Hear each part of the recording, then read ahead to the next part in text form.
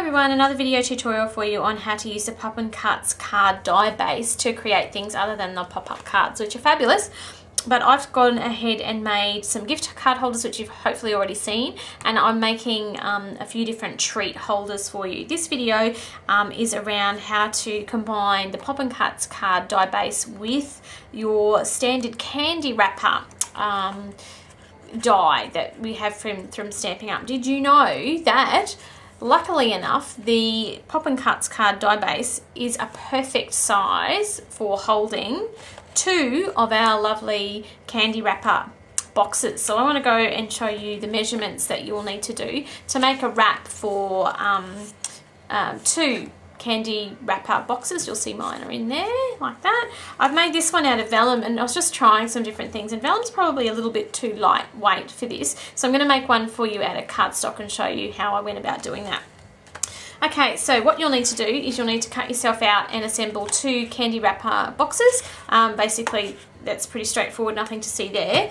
Then you'll need to cut yourself out a Pop and Cuts card base. Now, using the die, focusing problems there, I've gone ahead and just given mine a bit of a stamp with some distressed dots, for something different, to see if I can get a different look here with this one.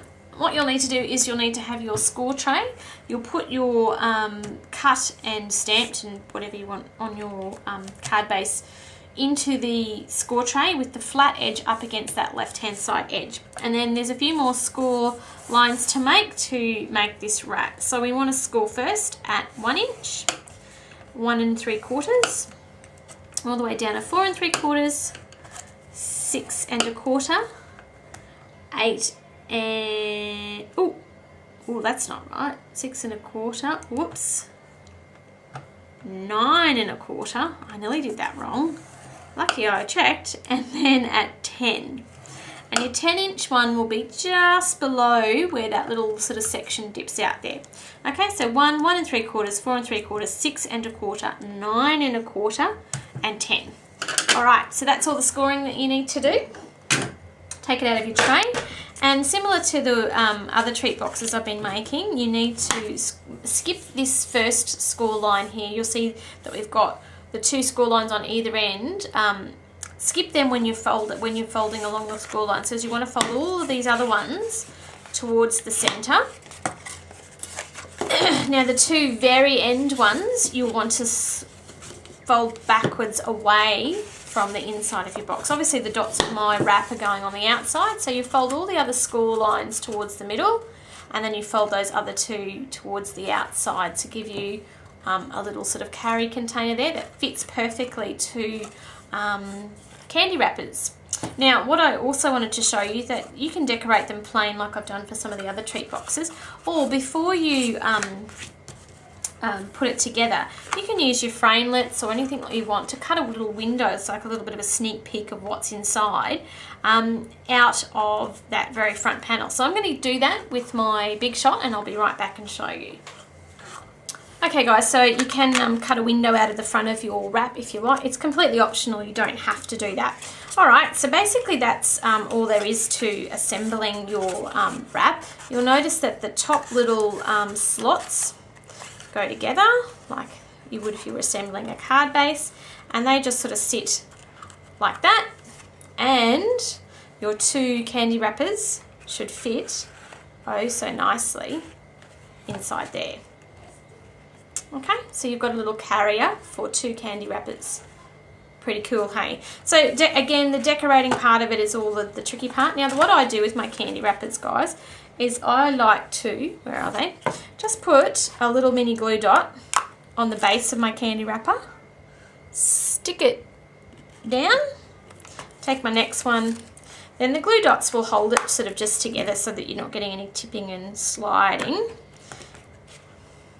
And then wrap the outside of your wrap around them, pop those through the slots, and this is the front of your box. I've just created a little tag here that I'm going to put on the front, so let me undo that again and put a little paper piercing hole.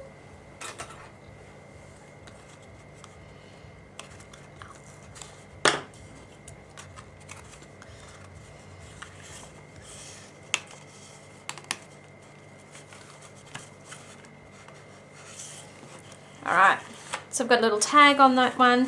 Now the optional extra that you can do, guys, you can actually just leave it completely plain and flat, and that will work. If you want to add a little bit of extra bling to the front of it, guys, you can always punch a hole in the top of your wrap to put a bit of ribbon through. I mean, this is certainly an optional extra, but I'm going to do it for this one just to show you. So I'm getting the itty bitty circle punch, and I'm going to flatten that out, sort of put it middle center, punching a hole through 2 pieces. I'll put this candy wrapper box back in here in the middle, fold this up. I'll show you what I'm doing, it would help, wouldn't it? Thread those through the little holes. Then I'm just going to get a bit of ribbon through that little, it's not a very good way to see it, is it? If I lay it down, maybe it's a bit easier to see. And I'm just going to tie a little bow at the top. Okay guys, that took me a little bit longer than I thought to tie my little bow on the top, but basically you've got 2 candy wrappers that you can fill with treats, and you've got a nice little wrap there to give them together. So I hope you like that idea, guys. Here's the other one that I've made just with the vellum and no little ribbon in the top. So that's another easy way to create some treat boxes using that Pop and Cuts card base.